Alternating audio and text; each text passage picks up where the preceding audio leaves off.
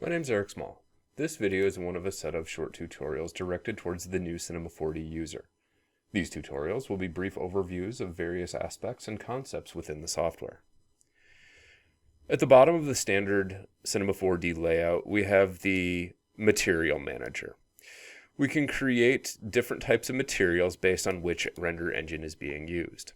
The render engine is selected by going into the render settings up here with this gear wheel icon next to a clapboard. By opening this up, we see right here at the top left corner we have the render engine to select. We can select the standard renderer, physical renderer, viewport renderer, Cycles 4D, or Redshift. Redshift is a GPU-based render engine at the time of this recording, while standard, physical, and viewport are CPU-based.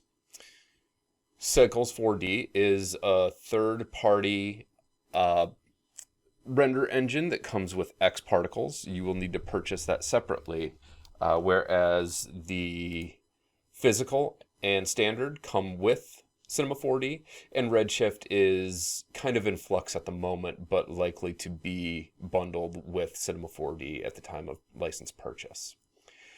Within standard, if we select our standard renderer, we can go down and we can create materials, new standard material.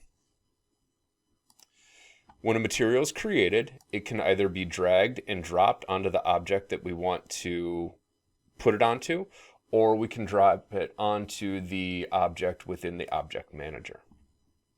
If we double click on the material, we open it up. This is our standard renderer material editor window. This is also a very similar window for the physical render engine as well.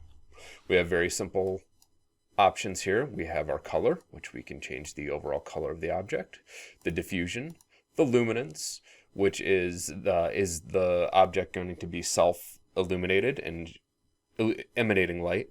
Transparency is just what it sounds like, the reflectance. The environment is very similar to reflectance, but it simulates what is in the environment. Oftentimes, an HDR image will be loaded here in order to simulate the reflections of an environment that an object is within.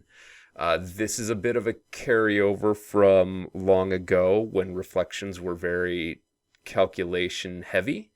Not so much of an issue anymore, especially when talking about the third-party renderers such as Cycles 4D or especially Redshift.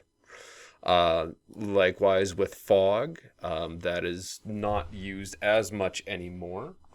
The bump is a bump map where it will give the look of a displacement along a surface, but it will not actually change the profile of an object.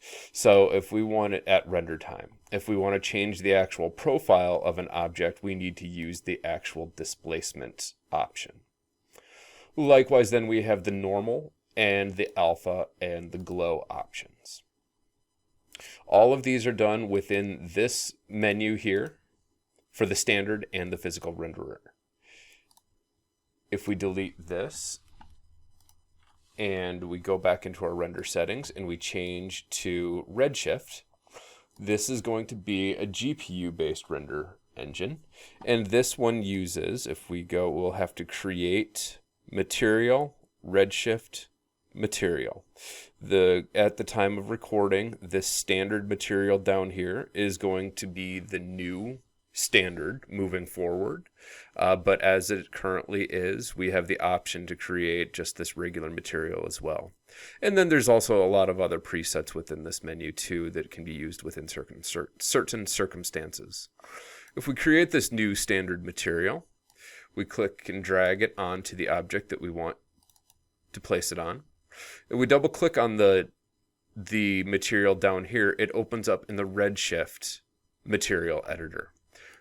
Redshift is a node-based material editor.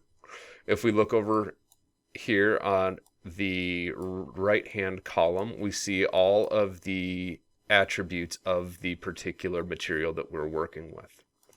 So if we want to change the diffuse color, we would simply change that over here. We can change the reflection, the transmission. We have subsurface, sheen, thin film, coat, and emission, and then the geometry overall down here. Redshift is a little bit different in how it works with displacement. We actually need to create a displacement node, and that needs to be fed directly into the displacement of the output. In order for the displacement to actually be calculated at render time, the object that we want to have displacement needs to have a Redshift tag. And we need to go into the geometry tab and turn on all of the overrides in order for that displacement to take place at render time.